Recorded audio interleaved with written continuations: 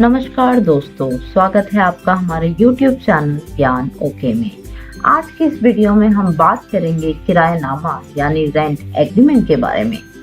तो दोस्तों, आजकल अतिरिक्त आमदनी के स्रोतों में किराया सबसे अधिक प्रचलित है। जिन लोगों के पास कोई खाली मकान अथवा प्रॉपर्टी है तो वह अपने प्रॉपर्टी को किराए पर देकर अपने आय के साधनों में बढ़ोतरी करते हैं। वहीं दूसरी तरफ ऐसे लोगों को जिन्हें मकान आदि की जरूरत होती है वह किराए पर मकान लेकर अपना काम चला लेते हैं। बढ़ती महंगाई के कारण हर कोई अपना आशियाना नहीं बना सकता, इसके लिए किराए पर मकान लेकर लोग अपना जीवन व्यतीत करते हैं। किराए पे कोई वस्तु लेते समय किराए पर देने और लेने वाले व्यक्ति के बीच एक कानूनी समझौता किया जाता है, जिसे रेंट एग्रीमेंट यानी किरायानामा कहा जाता है। तो अब सवाल ये उठता है कि किरायानामा कैसे बनाया जा सकता है। तो दोस्तों, रेंट एग्रीमेंट यानी किरायानामा बनाते समय हमें कुछ बातों का ध्यान देना होता है। जैसे कि जब भी आप कोई किरायानामा अथवा रेंट एग्रीमेंट बनवाएं तो उसे हमेशा 100 रुपए के स्टाम्प पेपर पे ही बनवाएं। अक्सर लोग 50 रुपए के स्टाम्प पेपर पे रेंट एग्रीमेंट तैयार करवा लेते हैं, जो कि मान्य नहीं है। स्टाम्प पेपर एक्ट के अनुसार किसी भी प्रकार के जनरल एग्रीमेंट को 100 रुपए के स्टाम्प पेपर पे ही बनवाना चाहिए। रेंट एग्रीमेंट पर यह साफ तौर पर लिखा होना चाहिए कि कौन सी प्रॉपर्टी आप कितने समय के लिए रेंट पर ले रहे हैं और किरायानामा आपकी किस दिन की तारीख से बनाया जा रहा है। स्टाम्प पेपर पर किराएदार और मकान मालिक दोनों के हस्ताक्षर होना अनिवार्य है।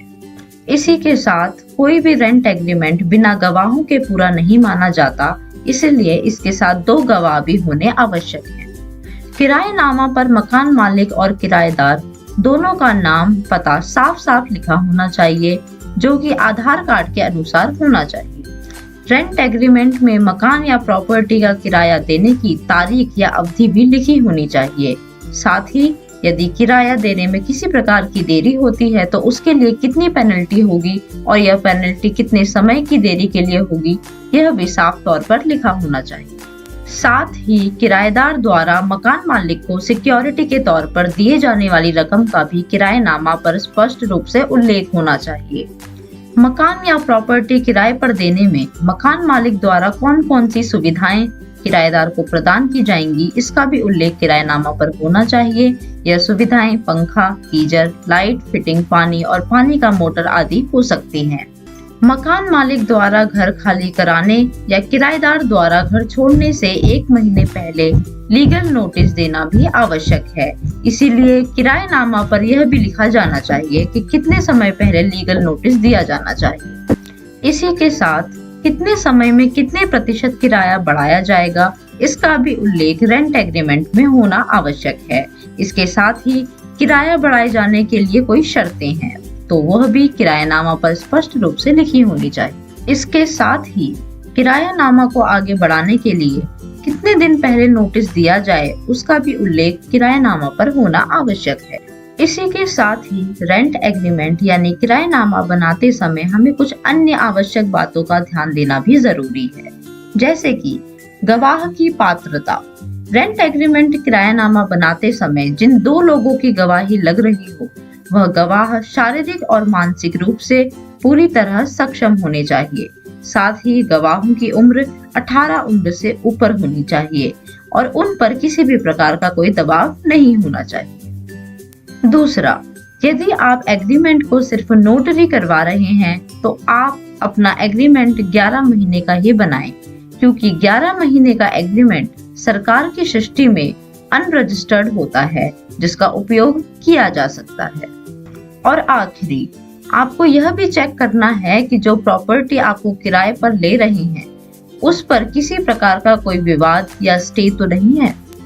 मकान किराए पर लेते समय ध्यान देने वाली कुछ योग्य बातें और भी हैं, जैसे कि किसी व्यक्ति को आप मकान किराए पर देते हैं तो उसका पुलिस वेरिफिकेशन जरूर करवा लें, जो कि कानूनी तौर पर भी बेहद जरूरी है।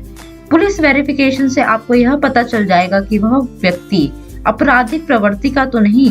यदि व्यक्ति अपराध प्रवृत्ति का है तो आपको भविष्य में परेशानी का सामना करना पड़ सकता है। दूसरा, मकान के किसी भी प्रकार के रिपेयरिंग और रंगाई पुताई का दायित्व मकान मालिक का ही होता है। किराएदार को यह अधिकार प्राप्त है कि वह इसके बारे में मकान मालिक से कह सकता है। रेंट एग्रीमेंट 11 महीने तक ही वैध होता है और नए एग्रीमेंट में मकान मालिक 10% तक का किराया वृद्धि कर सकता है। लेकिन यदि कोई मकान मालिक 10% से ज्यादा किराए में वृद्धि करता है तो इस पर किराएदार आपत्ति जता सकता है। और एक और अहम चीज, मकान किराए पर लेने से पहले यह जानना बेहद आवश्यक है कि जिस व्यक्ति से आप मकान किराए पर ले रहे हैं वह व्यक्ति मकान का असली मालिक है या नहीं। यदि वह मकान का असली मालिक नहीं है तो क्या उसके पास टेनेंसी का अधिकार है? यदि आप यह सावधानी नहीं रखते तो मकान का असली मालिक बिना किसी नोटिस के मकान खाली करवा सकता है। तो दोस्तों, यह थी हमारी आज की वीडियो। इस वीडियो से रिलेटेड क्वेश्चंस के लिए आप हमें कमेंट भी कर सकते हैं और इसी प्रकार के इन्फॉर्मेटिव वीडियोस पाने के लिए हमारे चैनल के साथ बने रहें। लाइक करें, सब्सक्राइब करें, शेयर करें और वीडियो के नीचे दिए गए बेल आइकन को दबाना ना भूलें। धन्यवाद।